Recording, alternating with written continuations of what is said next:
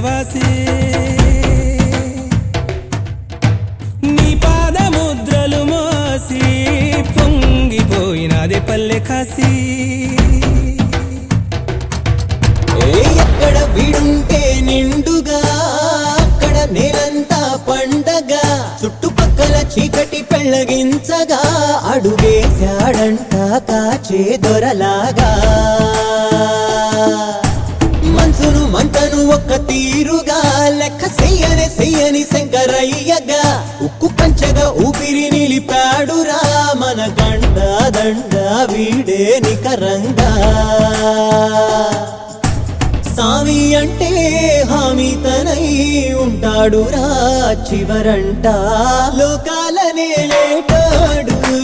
నీకు సాయం కాకపోడు